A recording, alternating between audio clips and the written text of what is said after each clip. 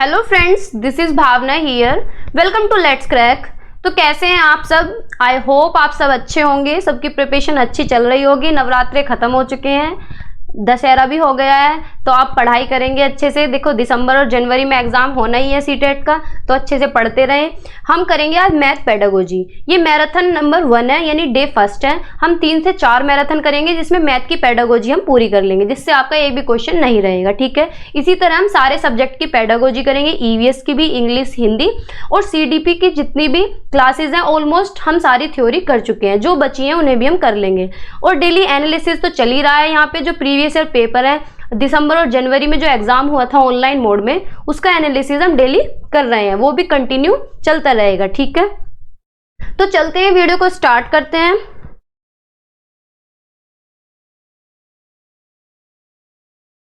तो टॉपिक्स हम कौन कौन से पढ़ेंगे आज? हम क्या पढ़ेंगे?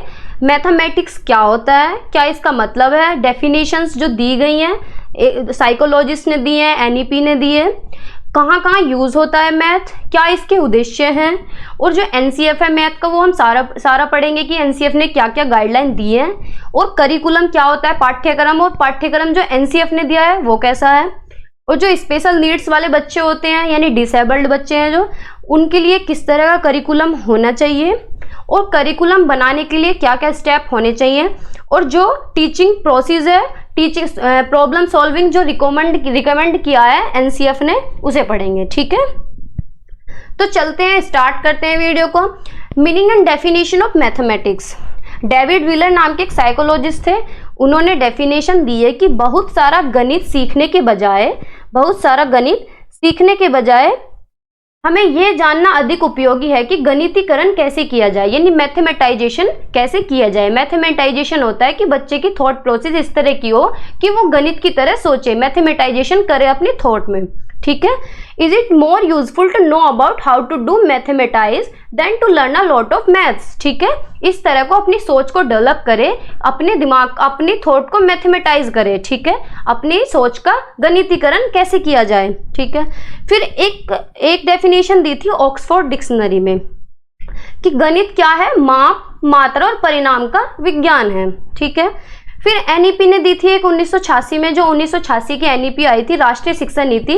उन्होंने कहा था कि गणित एक बच्चे की तार्किक रूप से सोचने, तर्क करने, विश्लेषण करने और स्पष्ट करने के लिए, प्रशिक्षित करने के लिए एक वाहन के रूप में देखा जाना चाहिए।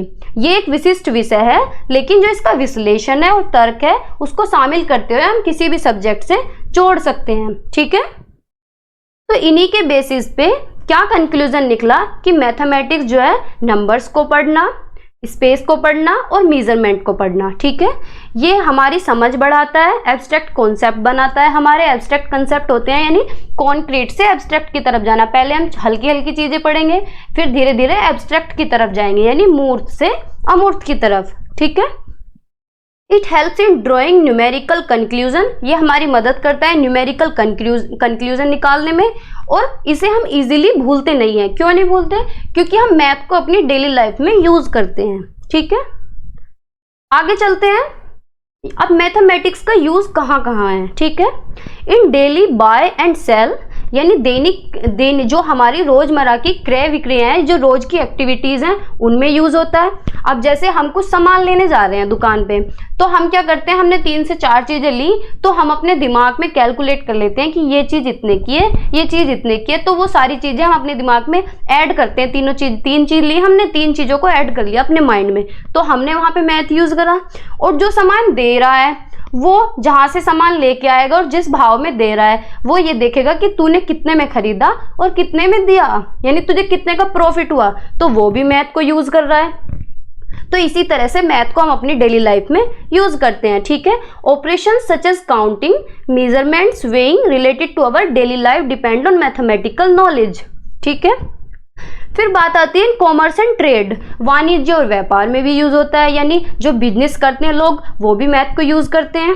ठीक है, साइंस में भी यूज होता है, विज्ञान में बहुत सारी रिसर्चेज होते हैं, यानी शोध होते हैं, वहाँ कैलकुलेशंस जो होती हैं उनमें भी यूज होता है, एक्सप्लेनेशन में भी होता है, और जो बाद में रिजल्ट निकलता है उसमें भी कहीं ना कहीं मैथ यूज होता है। ठीक है, तो 3 जगह यूज होता है। डेली बाय एंड सेल हमारी डेली लाइफ में यूज होता है, कॉमर्स और ट्रेड में यूज होता है, साइंस में यूज होता है। ठीक है, आगे चलते हैं। मैथमेटिक्स क्या है? Offers a way of doing things, यानी चीजों को करने का एक तरीका प्रदान करता है हमें। वैसे तो मैथ वो लोग भी कर सकते हैं जो एजुकेटेड नहीं है, लेकिन मैथमेटिक्स क्या है? एक स्ट्रक्चर्ड वे देता है हमें काम करने का। ठीक है, provide ability to solve mathematical problems, हमें इस तरह की क्षमता देता है जिससे हम मैथमेटिकल प्रॉब्लम्स को कर सकें। ठीक है, एक एटीट्यूड होता है कि हम प्रॉब्लम को सोल्व कर सकें एक सिस्टमेटिक वे से। ठीक है, आगे चलते हैं। अब ऑब्जेक्टिव क्या है मैथमेटिक्स के? कुछ ऑब्जेक्टिव सेट किए गए हैं, एनसीएफ ने किए हैं। एनसीएफ 2005 था जो आज, उसने कुछ ऑब्जेक्टिव सेट किए हैं। तो क्या है वो ऑब्जेक्टिव, देखते हैं। Mathematisation of the child's thought process, ये वर्ड बहुत इंपॉर्टेंट है, ये पेपर में सीधा यही वर्ड देखने को मिलता है कि बच्चे का जो थॉट प्रोसेस है, बच्चे के जो विचार हैं, उसे मैथमेटाइज करना है, यानी मैथमेटाइजेशन करना है बच्चे के थॉट का, यानी बच्चे का जो मैथ है उसे रियल लाइफ से इंटरेक्ट करके पढ़ाना है। ठीक है, तभी बच्चे का मैथमेटाइजेशन होगा। बच्चे की विचार प्रक्रियाओं का गणितीकरण करना है। ठीक है, बच्चा मैथ को कैसे पढ़े? एंजॉय करके पढ़े। मैथ को एंजॉय करके पढ़ना है, यानी खेल खेल में पढ़ना है, अपनी रियल लाइफ से इंटरेक्ट करके पढ़ना है। बच्चे को पता भी नहीं चले उसे कब में काउंटिंग आ गई खेल खेल में। ठीक है, अगर बच्चे को काउंटिंग सिखा रहे हैं तो इस तरह सिखाएं कि 2 बच्चे खड़े कर दिए, फिर हमें आगे काउंटिंग सिखानी है तो एक बच्चा और खड़ा कर दिया, फिर एक बच्चा और खड़ा कर दिया। तो बच्चे को खेल खेल में काउंटिंग सिखाएं जिससे उसे मजा आए, एंजॉय करके पढ़े वो। ठीक है, बच्चे को यह भी पता होना चाहिए कि जो वो मैथ वो पढ़ रहा है वो कहाँ यूज होना है, कैसे यूज होना है। तो तब हमारा, अगर बच्चे को ये पता चलेगा कि वो क्या कर रहा है, क्यों कर रहा है, इसका क्या मतलब है, कैसे होता है ये, तो इफेक्टिव मैथमेटिक्स पढ़ा जाएगा। ठीक है, अच्छे से वो सीख पाएगा। ठीक है, आगे चलते हैं। Making mathematics a part of children's life experience, बच्चे की जो एक्सपीरियंस है, बच्चे के जो जीवन का अनुभव है, वो मैथमेटिक्स उसके लाइफ का एक पार्ट होना चाहिए, एक पार्ट की तरह काम करे, यानी पूरा जीवन उसे काम आए। इस तरह से मैथ पढ़ना है। ठीक है, अपनी लाइफ में भी रिलेट करे, वो डेली यूज भी करे। अब जैसे छोटा बच्चा है, धीरे धीरे जैसे स्कूल जाना शुरू करता है तो घर में भी यूज करने लगता है कि मम्मा मुझे 5 रुपीज दीजिए, 10 रुपीज दीजिए, मुझे इतने रुपए का सामान लाना है। उसे कैसे पता चलता है? वो यही तो पता चलता है, अपनी रियल लाइफ में रिलेट करता है जो वो पढ़ के आता है।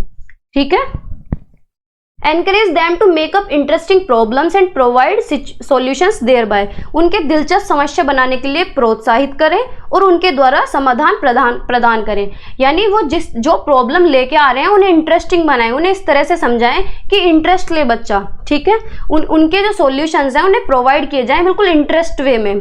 ठीक है, बच्चे की लॉजिकल थिंकिंग डेवलप हो, यानी बच्चा लॉजिक लगाए। ठीक है, लॉजिक लगाए, लॉजिक बहुत जरूरी है कि कॉन्क्रीट से एब्स्ट्रैक्ट की तरफ जाए।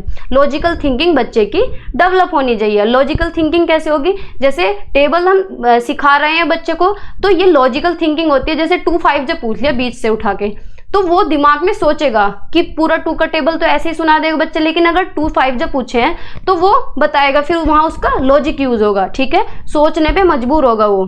ठीक है, बच्चे को बेसिक स्ट्रक्चर आना चाहिए मैथ का, यानी जैसे अर्थमेटिक है, अलजेब्रा है, ज्योमेट्री और ट्रिग्नोमेट्री, इनका बेसिक स्ट्रक्चर बच्चे को पता होना चाहिए। ठीक है, इनकी मूल संरचना।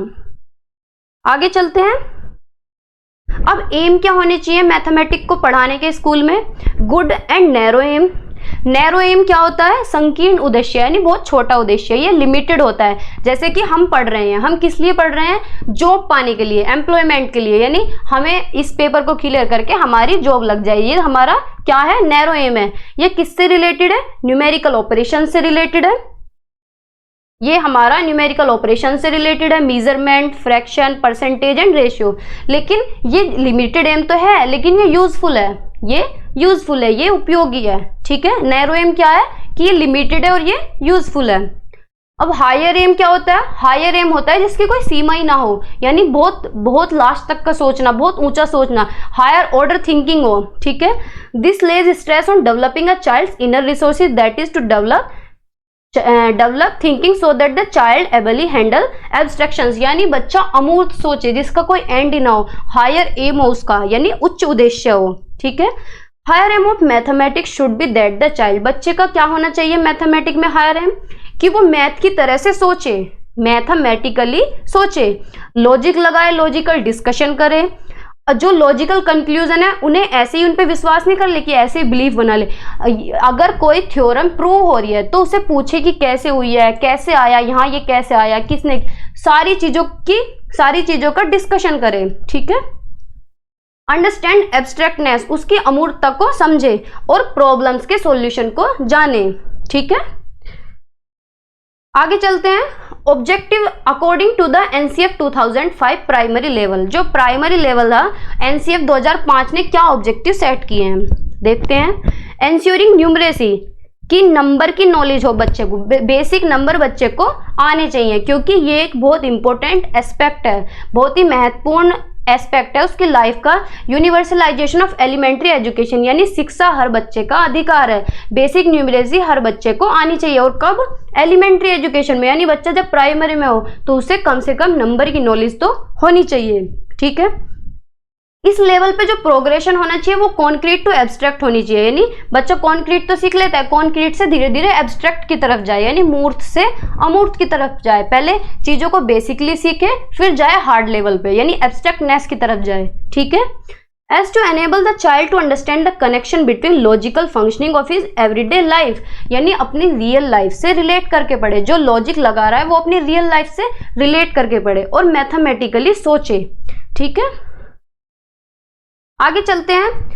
Eight his level children are not empty vessels, यानी इस एज में बच्चा कोई खाली बर्तन के समान नहीं है कि बच्चे को ये सोच ले कि वो कोरा कागज है या फिर खाली बर्तन है कि जो उसके दिमाग में भरेंगे वो ही भरा जाएगा, ऐसा नहीं है। जब बच्चा प्राइमरी में आता है तो वो अपने साथ अपने अनुभव लेके आता है, अपने कल्चर के अनुभव लेके आता है, अपनी संस्कृति के अनुभव लेके आता है, क्योंकि वो अपने घर परिवार की सभी चीज़ों को अपने साथ लेके आता है, जो वो अपने घर परिवार से, अपनी सोसाइटी से सीखता है। तो ऐसा नहीं है कि खाली बर्तन की बच्चा जो है वो खाली आता है, वो खाली नहीं आता है, वो अपने कल्चर आइडियाज़ लेके आता है, इंट्यूटिव कुछ ना कुछ अनुमान लेके आता है, अनुमान लगाना सीख लेता है बच्चा। ठीक है, अपने सोसाइटी के जो आइडियाज़ हैं, अपनी संस्कृति के जो आइडियाज़ हैं, उन्हें अपने साथ लेके आता है, और बेसिक न्यूमरेसी और सिंपल ऑपरेशंस भी अपने साथ लेके आता है। इतनी नॉलेज तो बच्चे को होती है जब वो स्कूल में जाता है। ठीक है, लेकिन हमें क्या करना है? This should be use to make linkages and connection to understand number. जो वो अनुभव अपने साथ लेके आ रहा है, जो अपने कल्चर की आइडियाज अपने साथ लेके आ रहा है, उसे हमें लिंक करके पढ़ाना है, यानी जो उसका पूर्व ज्ञान है उसे ही नए ज्ञान के साथ जोड़ना है। ठीक है, उसे ही कनेक्ट करके आगे बढ़ाना है। ठीक है, तो फिर बच्चे को मजा भी आएगा पढ़ने में, उसकी रियल लाइफ से रिलेट होगा तो बच्चा इंटरेस्ट के साथ पढ़ पाएगा। ठीक है, इस लेवल पे क्या होता है, बच्चा सीरिएशन करने लग जाता है, यानी सीरीज में लगाना चीजों को शुरू कर देता है। सीरीज क्या होता है कि जैसे 4 से 5 चीजें बच्चे को दे दी, वो अलग अलग साइज की हैं, तो हम कहेंगे बच्चे से कि इन्हें सीरीज में लगाओ, सबसे छोटा पहले, फिर बड़ा, फिर बड़ा, फिर बड़ा, तो लगा देगा बच्चा। ठीक है, एलिमेंट्री में क्लासिफिकेशन कहेंगे कि क्लासिफाई करो, ये बताओ सबसे छोटा कौन सा है या सबसे बड़ा कौन सा है, तो क्लासिफाई भी कर देगा। रिवर्सिबिलिटी भी करने लग जाएगा धीरे धीरे। ठीक है, और बच्चे को एनकरेज करना है non number areas. Non number areas कौन से होते हैं? जिन्हें विजुअली देख सकते हैं, जैसे कि शेप्स हैं। सर्कल बच्चा देख के बता देगा कि क्या है, ये सर्कल है। ठीक है, एलिमेंट्री में धीरे धीरे स्क्वायर, रेक्टेंगल, तो ये देख के बता सकता है। ये क्या होते हैं? नॉन नंबर होते हैं। Shapes, special understanding, patterns, measurement and data handling, इनकी बेसिक नॉलेज बच्चे को होनी चाहिए, तो उन्हें एनकरेज करें इस चीज के लिए। ठीक है, to develop the ability of mathematical transmission to absorb and organise mathematical thought, बच्चे का मैथमेटिकल थॉट डेवलप होने चाहिए। ठीक है, वो इस तरह से सोचे। आगे चलते हैं। To promote conceptual base so that while doing word problem the child should know where to addition, subtraction, multiplication और division। हमें बच्चे का जो conceptual base है उसे प्रमोट करना है, उसे बढ़ाना है, जो वो बेस बना हुआ है उसका। जब वो ऐड कर रहा होता है, ऐड सीखे, सब्सट्रैक्शन सीखे, यानी जोड़ घटा गुना भाग जब सीखे, तो उसे पता होना चाहिए कि ये कहाँ यूज करने हैं, किस तरह से कर रहे हैं हम। ठीक है, After introducing operations contextually, language and symbolic notation should be developed। जब बच्चा एडिशन, सब्सट्रैक्शन, मल्टीप्लिकेशन और डिवीजन सीख ले, उसके बाद बच्चे को लैंग्वेज और सिंबॉलिक नोटिफिकेशन भी उसके अंदर हमें डेवलप करनी है, यानी लैंग्वेज भी डेवलप करनी है, सिंबॉलिक नोटेशन भी डेवलप करने हैं। और हमें सबसे कम ध्यान देना है फ्रैक्शंस पे।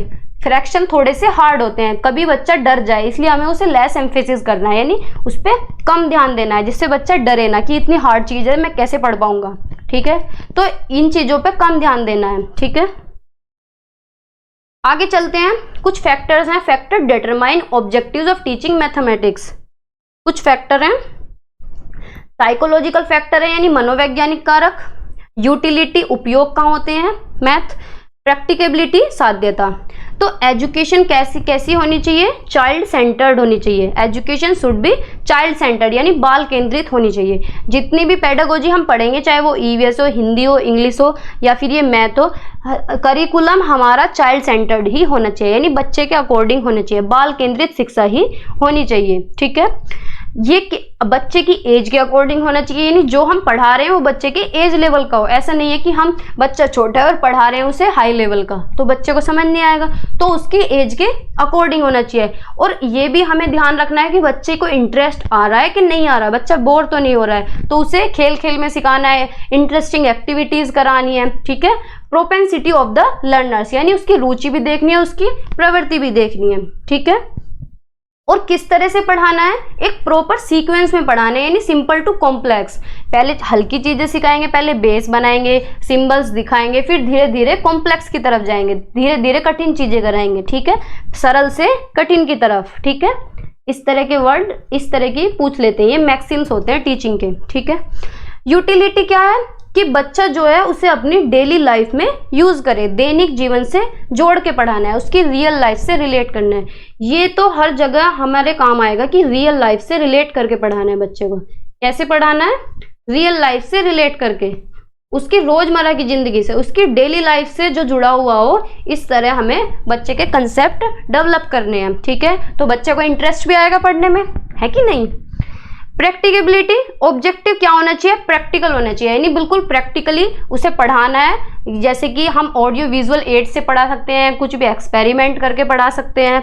ठीक है, अब हम देखते हैं कि करिकुलम क्या होता है। Curriculum is a means which provide proper path to teachers, students, invigilators and authors। पाठ्यचर्या एक ऐसा माध्यम है जो रास्ता दिखाता है किसे, टीचर्स को, स्टूडेंट्स को, इन्विजिलेटर्स को और ऑथर्स को। अब रास्ता क्या दिखाता है, अब जैसे टीचर पढ़ाने जा रहा है तो टीचर का पूरा एक स्ट्रक्चर होना चाहिए कि क्या पढ़ाना है, कितनी देर पढ़ाना है, कौन सी क्लास में कितना टाइम देना है, आज टेस्ट होना है, वीकली टेस्ट तब होगा, यानी पूरा करिकुलम होना चाहिए, पूरा सेट होना चाहिए, यूनिट प्लान उसका बना होना चाहिए, लेसन प्लान उसका बना होना चाहिए। ठीक है, तो करिकुलम सभी की मदद करता है, स्टूडेंट्स और इन्विजिलेटर और ऑथर को, एक स्ट्रक्चर्ड वे में स्कूल को चलाने में। ठीक है, तो पाठ्यक्रम बहुत इंपॉर्टेंट रोल प्ले करता है। ठीक है, इसका पाठ्यचर्या का महत्व क्या है, it is a means which help in achieving objectives of education. ये वह साधन है शिक्षा के उद्देश्य को प्राप्त करने में मदद करता है, क्योंकि हम एक स्ट्रक्चर को फॉलो करते हैं, एक स्ट्रेटेजी के साथ चलते हैं। ठीक है, कि हमें क्या करना है, कैसे पढ़ाना है, क्या हमारा ऑब्जेक्टिव होना चाहिए पढ़ाने का। ठीक है, कितना हमें पढ़ाना है, कब टेस्ट लेना है। ठीक है, ये भी डिटरमाइन करता है कि हमें क्या टीचिंग एड्स यूज करने हैं, ऑडियो विजुअल यूज करने हैं, चार्ट से पढ़ाना है। ठीक है, it is the means to use teaching methods and aim, शिक्षण विधियों से पढ़ाना है, क्या उद्देश्य होना चाहिए पढ़ाने का। It helps in keeping learning experience, ये टीचिंग लर्निंग एक्सपीरियंस है उसको एक ऑर्गेनाइज्ड वे देता है, उसे सीरियटेड करता है, एक कैटेगराइज्ड मैनर में हम किस तरह पढ़ा रहे हैं ये हमारा करिकुलम सेट करता है। ठीक है, ये हमारे सब करिकुलम के अंदर आ जाते हैं। अब एनसीएफ के अकॉर्डिंग किस तरह का करिकुलम होना चाहिए, it should be according to the objective of education, शिक्षा के उद्देश्य के अनुसार होना चाहिए, यानी क्या ऑब्जेक्टिव है हमारे पढ़ाने के। इट शुड बी एम्बिशियस, ये तीनों वर्ड बहुत इंपॉर्टेंट है। एम्बिशियस जो हर बार क्वेश्चन में हर बार पूछते हैं पेपर में, एम्बिशियस, कोहेरेंट, सीधे वर्ड रखे मिलेंगे, कोहेरेंट एंड इम्पोर्टेंट, इन तीनों वर्ड को हम समझेंगे। ठीक है, एम्बिशियस क्या होता है कि हमें हायर एम अचीव करना है, ना कि नैरो एम। क्या होता है, it should be higher aim rather than narrow aim. यह महत्वाकांक्षी होनी चाहिए, अर्थात इसे संकीर्ण लक्ष्यों के बजाय उच्च लक्ष्य प्राप्त करना चाहिए, यानी एम्बिशियस अगर कहीं आ रहा है तो बात होगी हायर एम की। ठीक है, हायर एम अचीव करने की। ठीक है, फिर बात आती है कोहेरेंट की। It should be coherent in the sense that the variety of methods and skills related with arithmetic, algebra, geometry, cohere into an ability to address problem that come from science and social studies in higher school. क्या होता है coherent? मैं simple तरीके से बताती हूँ। को का मतलब होता है ऐड करना, इतना समझ लीजिए कि को का मतलब होता है ऐड करना। कोहेरेंट होता है कि मैथमेटिक्स को इस तरह से पढ़ाना है कि एक सब्जेक्ट दूसरे सब्जेक्ट से रिलेट कर सके, यानी मैथ पढ़ रहे हैं तो वो दूसरे सब्जेक्ट से भी रिलेट कर सके, दूसरे सब्जेक्ट से लिंक करके पढ़ाना है, दूसरे सब्जेक्ट से जोड़ के पढ़ाना है। इंपॉर्टेंट क्या होता है? इंपॉर्टेंट एक वर्ड और है एनसीएफ में, इंपॉर्टेंट होता है रियल लाइफ से रिलेट करके पढ़ाना, रियल लाइफ बेस्ड होना चाहिए, यानी रियल लाइफ से रिलेट करके पढ़ाना है। ठीक है, तो ये 3 वर्ड बहुत इंपॉर्टेंट है। एम्बिशियस क्या होता है कि हमें हायर एम अचीव करना है, ना कि narrow M.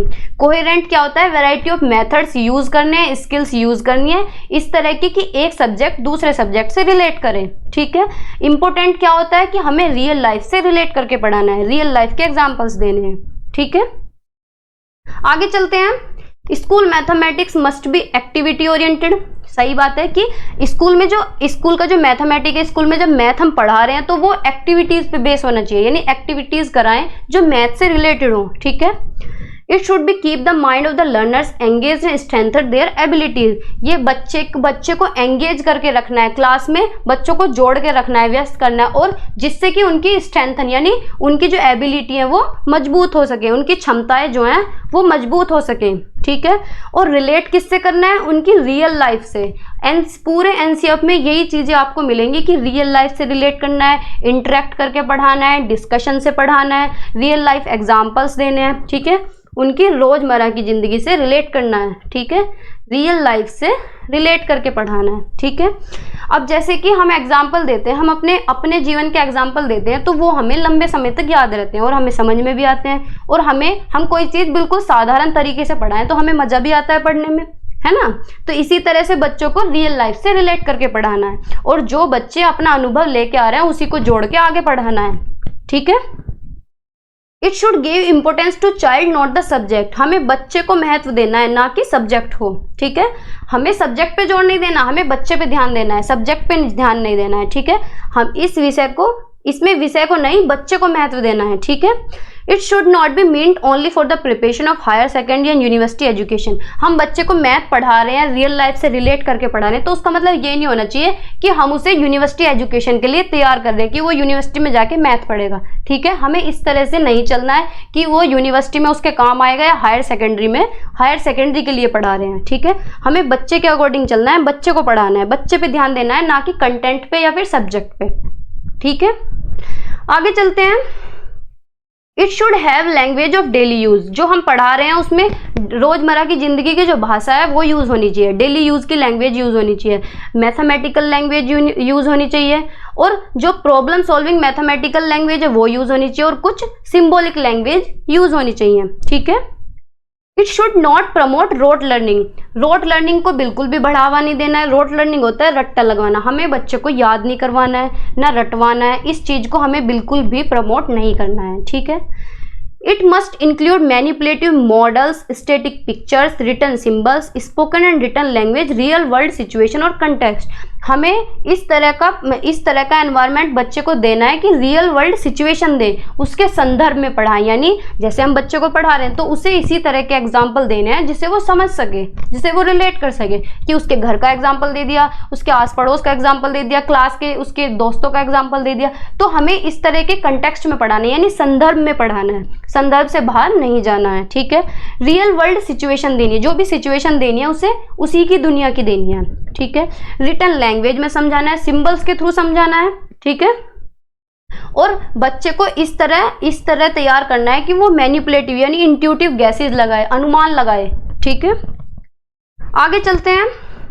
Curriculum at the primary level. प्राथमिक स्तर पर कैसा पाठ्यचर्या होना चाहिए? It should be based on the personal experience of the child. ये बच्चे के पर्सनल एक्सपीरियंस पे बेस्ड होना चाहिए, यानी बच्चे के जो एक्सपीरियंस हैं, खुद के जो अनुभव हैं उन पे बेस्ड होना चाहिए। तो प्राइमरी में इस तरह का करिकुलम होना चाहिए कि बच्चे के अनुभव पे बेस हो। ठीक है, it should satisfy the curiosity. बच्चे की जो क्यूरियोसिटी है उसे हमें शांत करना है, उसे सेटिस्फाई करना है। चाहे कोई भी बच्चा है, अगर 10 बार भी क्वेश्चन पूछ रहा है तो उसे 10 ही बार बताना है, चाहे वो इलॉजिकली क्यों ना पूछ रहा हो, क्योंकि छोटा बच्चा है तो इलॉजिकल क्वेश्चन भी पूछ सकता है, लेकिन हमें बच्चे की क्यूरियोसिटी को सेटिस्फाई करना है। ठीक है, वो किसके बेस पे हो सकती है? वो नंबर की भी हो सकती है, एडिशन की भी हो सकती है, subtraction, multiplication, division, LCM, HCF, fraction, decimal, areas, time work, मतलब जितने भी अर्थमेटिक है किसी के बेस पे भी हो सकती है। बच्चा ऐड कर रहा है, प्लस कर रहा है, तो 10 बार पूछेगा मैडम ये क्यों आया, कैसे आया, क्या करना है, इधर से कैरी लेना है, क्या करना, कितना ही पूछे वो, उसकी हमें क्यूरियोसिटी सेटिस्फाई करनी है। ठीक है, जब तक बच्चे को समझ नहीं आ रहा तब तक उसे बताना है। ठीक है, आगे चलते हैं। It should be based on shapes like triangle, quadrilateral. जो करिकुलम है वो शेप्स पे बेस्ड हो सकता है, जैसे कि ट्रायंगल है, क्वाड्रिलेटरल है। इस लेवल पे जो प्रोग्रेशन होना चाहिए वो होना चाहिए कॉन्क्रीट टू एब्स्ट्रैक्ट। ये वर्ड बहुत इंपॉर्टेंट है, कॉन्क्रीट टू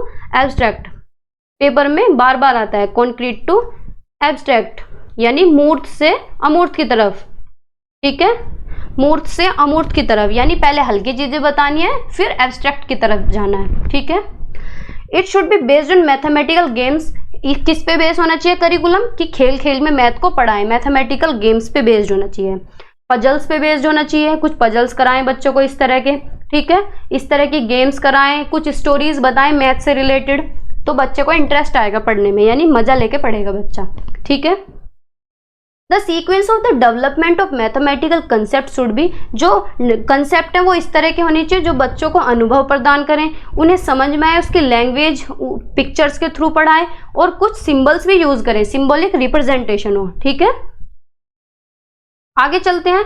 अब जो स्पेशल नीड्स वाले बच्चे हैं, जिन्हें प्रॉब्लम होती है, देखने में प्रॉब्लम है, बोलने में, चलने में, सुनने में प्रॉब्लम है, उनके लिए कैसा पाठ्यचर्या होना चाहिए, उनके लिए किस तरह का पाठ्यक्रम होना चाहिए। ठीक है, suitable amendment in the curriculum provide additional time, कि जहां उन्हें जरूरत है उन्हें एक्स्ट्रा टाइम दें, एडिशनल टाइम प्रोवाइड करें, यूजफुल रिसोर्सेज दें। ठीक है, जो उन्हें महत्वपूर्ण रिसोर्सेज दें उन्हें, जिससे कि वो सक्सेसफुल हो सकें।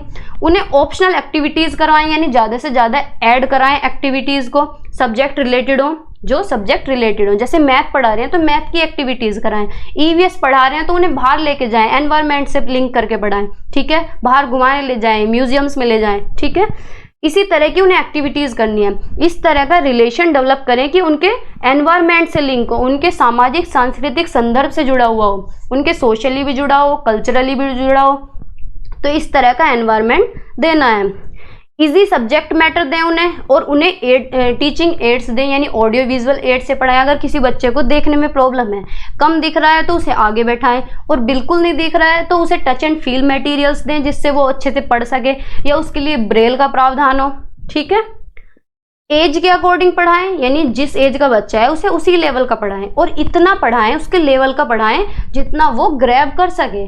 बच्चे को इतना पढ़ाना है जितना कि वो समझ सके। ठीक है, इससे ज्यादा नहीं पढ़ाने कि पढ़ाए जा रहे हैं, बच्चे के सिर के ऊपर जा रहा है। हमें छोटे बच्चों के हिसाब से पढ़ाना है, जितना बच्चा है उसके उसी हिसाब से पढ़ाना है। ठीक है, use of information and technology, video और अदर फॉर्म्स। टेक्नोलॉजी के माध्यम से पढ़ाना है, वीडियो के माध्यम से पढ़ाना है, ऑडियो वीडियो एड्स दिखाने हैं जिससे कि उनके सेंसेस अच्छे से वर्क करें। ठीक है, आगे चलते हैं। स्टेप्स ऑफ मेकिंग करिकुलम, ये भी क्वेश्चन आ जाता है, सीधे 4 पॉइंट रख के देगा, ये बताएगा, कभी आगे पीछे कर देगा किस तरह से पाठ्यक्रम के चरण होने चाहिए। डिटरमाइनिंग ऑब्जेक्टिव, कि पहले अपना ऑब्जेक्ट सेट करें कि क्या उद्देश्य होना चाहिए पढ़ाने का। Selection and organisation of learning materials, जो मटेरियल्स हम प्रोवाइड कर रहे हैं उसे किस तरह से सेलेक्ट करें और किस तरह से उसे ऑर्गेनाइज करें। ठीक है, selection of suitable learning experience, उपयुक्त सीखने के अनुभवों का चयन करें। Selection of suitable material for evaluation, मूल्यांकन के लिए उपयुक्त सामग्री का चयन करें, यानी तरह तरह से असेसमेंट करें बच्चे का, क्योंकि एक असेसमेंट से कभी भी किसी बच्चे का आकलन नहीं किया जा सकता। हमें वैरायटी ऑफ मेथड्स यूज करने चाहिए, वैरायटी ऑफ असेसमेंट यूज करने चाहिए। ठीक है, आगे चलते हैं। एनसीएफ 2005 ने कुछ रिकमेंड किया है जो प्रॉब्लम सॉल्विंग के बेस पे है, कि टीचिंग में जो प्रॉब्लम सॉल्विंग आती है उसके लिए क्या रिकमेंड किया, मतलब क्या दिया है, ये पॉइंट्स एनसीएफ ने दिए हैं। जैसे कि shifting from achieving narrow goals to higher goals, यानी नैरो से हायर की तरफ जाना है। ठीक है, नैरो से हायर की तरफ जाना है, संकीर्ण से उच्च लक्ष्य की तरफ जाना है। ठीक है, जैसे कि हमने एम्बिशियस में पढ़ा था, एम्बिशियस के अंदर क्या था कि हमें हायर एम के तरफ जाना है, हायर गोल अचीव करना है। ठीक है, shift focus from mathematical content to mathematical learning environment. हमें कंटेंट पे ज़्यादा ध्यान नहीं देना है, हमें कंटेंट से कंसेप्चुअल नॉलेज लेनी है, हमें कंसेप्ट पे ज़्यादा ध्यान देना है, ठीक है। मैथमेटिकल लर्निंग एनवायरनमेंट पे ध्यान देना है, ठीक है। उच्च लक्ष्य को प्राप्त करना यानी गणितीय सामग्री से गणितीय सीखने के माहौल पर केंद्रित करना है, माहौल पर ध्यान केंद्रित करना है, यानी शिफ्ट करना है नैरो गोल टू हायर गोल, ठीक है। स्कूल मैथमेटिकल किस पे एम्फेसिस होना चाहिए? Factual knowledge, procedure knowledge and conceptual understanding. Conceptual understanding बने जिससे कि बच्चा क्या है, जो पुराना ज्ञान है उसे नए ज्ञान में जोड़ के पढ़ सके। New knowledge can be constructed from experience and prior knowledge using conceptual element, यानी बच्चा जो अनुभव लेके आता है, जो अपने कंसेप्ट अपने साथ लेके आता है, उसी को जोड़ के आगे पढ़ाना है, उसकी कंसेप्चुअल अंडरस्टैंडिंग डेवलप करनी है, ठीक है। आगे चलते हैं। Creating learning environment through exploratory problem solving activities. इस तरह का एनवायरनमेंट क्रिएट करना है जिससे बच्चा एक्सप्लोर कर सके, कुछ प्रॉब्लम सॉल्विंग एक्टिविटीज कर सके, ठीक है। बच्चे का पार्टिसिपेशन ज़्यादा से ज़्यादा हो, बच्चा ज़्यादा से ज़्यादा इन्वॉल्व हो, ठीक है। Change modes of assessment to examine student mathematisation abilities. बच्चे का आकलन इस तरह से करना है कि जो उसकी मैथमेटाइजेशन एबिलिटीज हैं वो एसेस कर सके, वो बढ़ सके, ठीक है। टेक्निक यूज करनी है कि abstraction, quantification, analogy, case analysis, reduction to simpler situation. बच्चा गैस करे, वेरीफाई करे, यानी अनुमान लगाए, वेरीफाई करे, जो कि बहुत सी प्रॉब्लम में, बहुत से संदर्भ में यूजफुल हो। इस तरह की टेक्निक यूज करनी है। When exact solution is not available, अगर किसी क्वेश्चन का सॉल्यूशन नहीं निकल रहा है तो बच्चे के अंदर हमें क्या डेवलप करना है? Estimation and approximation. एस्टिमेशन क्या होता है? अनुमान लगाना। बच्चा ज़्यादा से ज़्यादा सोचे अपने दिमाग में कि ये भी आंसर, ये ऐसे भी हो सकता है, वैसे भी हो सकता है, तो उससे क्या होगा? उसकी थिंकिंग डेवलप होगी, मैथमेटाइजेशन थिंकिंग डेवलप होगी, अनुमान लगाना बच्चा सीखेगा। अप्रोक्सीमेशन यानी अप्रोक्स जाएगा, बेशक आंसर नहीं निकल रहा है लेकिन आंसर के नज़दीक तो पहुँचेगा, है ना। तो एस्टिमेशन और अप्रोक्सीमेशन बच्चे के अंदर डेवलप हो, ठीक है। Skill of optimisation should be develop. अनुकूलन का कौशल विकसित होना चाहिए, ठीक है। Develop the skill of visualisation and representation among the learners, यानी विजुअलाइजेशन, दिमाग में इमेज बना के सोचे, रिप्रेजेंट करना सीखे। इस तरह की स्किल्स बच्चे के अंदर हमें डेवलप करनी है कि माइंड में ही इमेज बना ले, ठीक है। रिप्रेजेंटेशन कैसे डेवलप्ड होगा? क्वांटिटीज से, शेप्स और फॉर्म्स बच्चे को दिखाएं, रिप्रेजेंट करें, एनकरेज विजुअलाइजेशन और डेवलप करें किस तरह की एबिलिटी? इमेजिनेशन करके बच्चा सोचे, बच्चा इमेज बनाए अपने दिमाग में, इमेज में ही काम कर ले। रीजनिंग, तर्क लगाना सीखे, ठीक है, ज़्यादा से ज़्यादा उसकी रीजनिंग डेवलप हो। कॉन्क्रीट टू एब्स्ट्रैक्ट जाए, ठीक है, कॉन्क्रीट से एब्स्ट्रैक्ट रीजनिंग लगाए, कॉन्क्रीट टू एब्स्ट्रैक्ट यानी मूर्त से अमूर्त की तरफ जाए, ठीक है, तर्क लगाए बच्चा। People who are not formally educated use many models of mental mathematics called folk algorithm। अब ये क्या होता है? जब जो लोग एजुकेटेड नहीं होते, जो बिल्कुल भी कभी स्कूल नहीं गए होते, जो पढ़ते नहीं है, तो उन्हें भी तो मैथ आता है, ऐसा नहीं है कि उन्हें मैथ नहीं आता। वो अपना घर का भी काम करते हैं, सारी मैथमेटिकल कैलकुलेशन करते हैं, दुकान पे सामान लेने जा रहे हैं, तो उन्हें जो मैथ आता है उसे बोलते हैं फोक एल्गोरिथम। क्या बोलते हैं उसे? फोक एल्गोरिथम। तो हमें बच्चों के अंदर ये डेवलप करना है कि जो लोग अनपढ़ हैं, जो कभी स्कूल नहीं गए, जो पढ़े नहीं है, जो वो मैथ लगाते हैं, इस तरह का हमें बच्चों के अंदर भी डेवलप करना है। लर्नर्स के अंदर भी फोक एल्गोरिथम डेवलप होना चाहिए, ठीक है। ये एनसीएफ रिकमेंड करता है ये चीजें। The system should be universal inclusive means, universal यानी शिक्षा का सार्वभौमिकरण हो, यानी इंक्लूसिव हो, सभी एक साथ पढ़े, किसी में भी कोई भेदभाव ना हो, सभी के लिए समान शिक्षा हो, चाहे वो किसी भी जेंडर से बिलोंग करता है। जेंडर बेस्ड हमें बिल्कुल नहीं करना है, जेंडर बायसनेस नहीं करना है कि टीचर्स क्या करते हैं, लड़कियों को कह देंगे कि तुम्हें मैथ नहीं पढ़ना है क्योंकि तुम मैथ अच्छे से नहीं कर सकते हो, तो तुम मैथ मत लो, तुम आर्ट ले लो। तो इस तरह की हमें जेंडर बायसनेस बिल्कुल भी नहीं करनी है। या फिर इस तरह की जो मेंटली फिट हैं या फिजिकली फिट हैं सिर्फ उन्हीं बच्चों पे ध्यान दें, तो ये भी गलत है। हमें ऐसा नहीं है, हमें सभी बच्चों पे ध्यान देना है, हर एक बच्चे पे ध्यान देना है, हर एक इंडिविजुअल्स की नीड्स को कैटर करना है, ठीक है। The mathematical text book should be provide diverse subject matter. जो मैथ की टेक्स्ट बुक है वो इस तरह की होनी चाहिए जो तरह तरह के सब्जेक्ट मैटर प्रोवाइड करे, डाइवर्स लर्निंग हो उसके अंदर, ठीक है, विविधता पाई जाए, इस तरह की पाठ्य पुस्तक होनी चाहिए, ठीक है। Stress should be laid on the use of graph paper, Jio board, abacus, geometry box etcetera. बच्चे को इस तरह से पढ़ाना है कि उसे जियो बोर्ड का यूज कराना है, एबेकस का यूज कराना है, ज्योमेट्री बॉक्स का यूज कराना है, जिससे वो इंटरेस्ट के साथ पढ़ सके। जियो बोर्ड ये है, यानी जियो बोर्ड क्या होता है, ये इस तरह का एक स्ट्रक्चर होता है, वुड का भी हो सकता है, लकड़ी का। इसके अंदर ये कीलें लगी हुई होती हैं। इसमें क्या करता है बच्चा, ये रबड़ बैंड है, इन रबड़ बैंड से क्या सीखता है वो, ये शेप सीख लेगा कि रेक्टेंगल बन रहा है, ट्राइंगल बन रहा है, स्क्वायर बन रहा है, तो शेप भी सीख लेगा।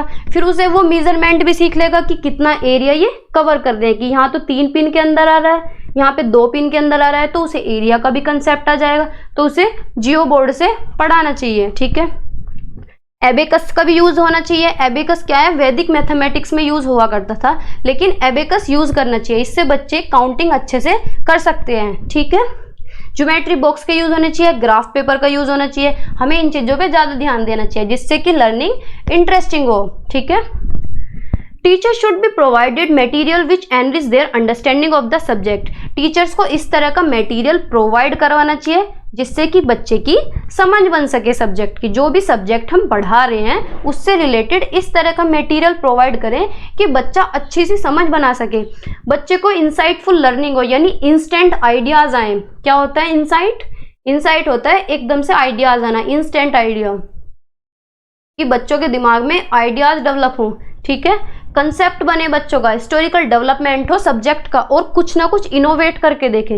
इनोवेट क्या होता है, कुछ ना कुछ नया खोज करके देखें, कुछ नया सोचें, ठीक है। क्या? कुछ नया सोचें।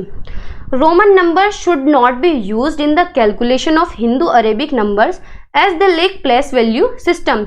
रोमन नंबर्स हमें यूज नहीं करने, क्योंकि रोमन नंबर्स में प्लेस वैल्यू सिस्टम नहीं होता, कैलकुलेशंस में प्रॉब्लम होती है। रोमन नंबर कौन से होते हैं? ये first, second, third, fourth, fifth, इस तरह से, कि रोमन नंबर्स हमें यूज नहीं करने चाहिए हिंदू अरेबिक नंबर्स में, क्योंकि इनके अंदर प्लेस वैल्यू नहीं होती, ठीक है। आज की वीडियो में इतना ही, मिलते हैं नेक्स्ट वीडियो में इसी के क्वेश्चंस के साथ।